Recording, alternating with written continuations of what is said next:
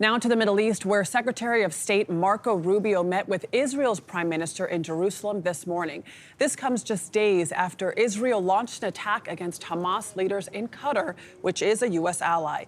Meanwhile, Israel is ramping up strikes on Gaza City, destroying more high-rise buildings. Elizabeth Palmer reports.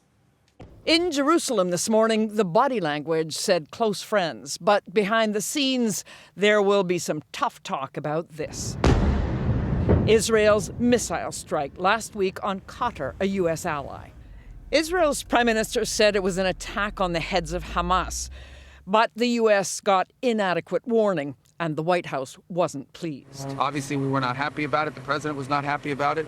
Now we need to move forward and figure out what comes next. The Qatari prime minister spelled out what he thinks should come next at an emergency summit of Arab and Iranian allies. It's time for the international community to stop its double standards and punish Israel for its crimes, he said. That's unlikely. President Trump's response? He advised the Qataris to work on their public image. I said, you need better public relations because you don't really get the public relations. I mean, people talk of it so badly, and they shouldn't be.